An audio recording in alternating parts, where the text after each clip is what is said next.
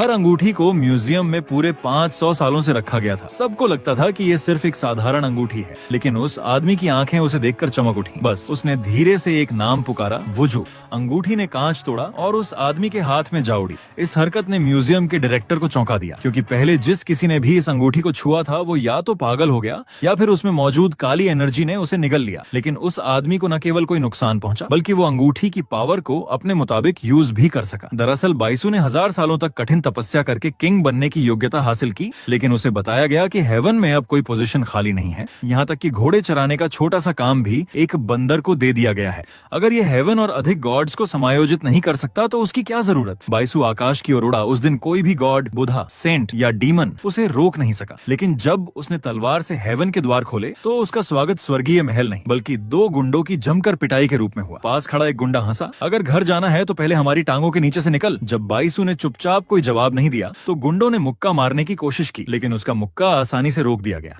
बाइसू को थोड़ा अजीब लगा। उसने महसूस किया कि इन लोगों में जरा भी स्पिरिचुअल एनर्जी नहीं है, इसलिए उसे यकीन हो गया कि ये जगह हेवन नहीं है। बाइसू ने एक गुंडे को लात मारकर उड़ा दिया। ये देखकर दूसरे गुंडे ने नीली रोशनी वाला अटैक किया। अब मैं तुझे अपनी पावर का एहसास कराता हूँ। लेकिन बाइसू हिला तक नहीं। भले ही बाइसू की सारी स्पिरिचुअल एनर्जी चली गई थी, लेकिन इतनी कमजोर पावर का सामना करना उसके लिए बिल्कुल आसान था। एक ही मुक्के ने उसे सीधा कर दिया। जब बाइसू उस गुंडे को सज्जा देने ही वाला था, तभी दोनों ने घुटने टेक दिए। भाई, हमसे गलती हुई, हमें माफ कर दो, बाइसू ने ठंडे लहजे में कहा। भाग जाओ यहाँ से। दोनों भागते हुए गालियां दे रहे थे। लीजान, ये पागल जाग गया है, जल्दी जाकर बॉस को बताना चाहिए। लीजान नाम सुनकर उस आदमी को कुछ याद आया। इस शरीर का मालिक लीजान था, जो बचपन में पेरेंट्स दोनों खो चुका था और उसे उसकी मदर की फ्रेंड लियू येरान ने पाला था। बचपन के अनुभवों के कारण लीजान को ऑटिज्म हो गया और वो दूसरों के तानों का शिकार बन गया। इस दुनिया के लोग स्पिरिचुअल हीलिंग नहीं करते, बल्कि कुछ सुपर पावर का इस्तेमाल करते हैं, जिसके लेवल्स भी स्पिरिचुअल हीलिंग की तरह ही बटे हुए हैं। हालांकि बाइसू को नहीं पता कि वो इस शरीर में क्यों आया, लेकिन चूंकि आ गया है तो पहले लीजान की आइडेंटिटी के साथ इस दुनिया को समझना चाहिए। तभी सामने एक जोड़ी खूबसूरत टांगे आईं। लीजान, क्या फिर से किसी ने तुझे पीटा? गुलाबी बालों वाली लड़की घबराकर दौड़ी आई। याद में आया कि उसका नाम जीसी है, जो लीजान की फॉस्टर मदर की बेटी है। जब भी लीजान को कोई पीटता वो उसकी मदद करने आती थी और उसकी क्षमता हीलिंग करना था। इससे बाइसू को पता चला कि हर क्षमता का अपना एक गुण होता है। जीसी ने ठीक हुई बाजू को देखा और खुश हुई। अच्छा है कि तुझे ज्यादा चोट नहीं आई, वरना मेरी कमजोर क्षमता से तो हॉस्पिटल ही जाना पड़ता। उसने लीजान को एक चटकन मारी। लीजान ने झटके से कहा, साधारण इंसान मुझे क्या नुकसान पहुंचा सकता है? जीसी को समझ नहीं आया। अब ऑटिज्म की जगह व्यामोह आ गया है। फिर भी उसने लीजान का हाथ पकड़कर घर जाने को कहा। लीजान को पता चला कि यहाँ कार नाम का साधन है, जो बिना किसी मैजिक के हजारों मील उड़ सकती है और लोग बहुत कम कपड़े पहनते हैं। हालांकि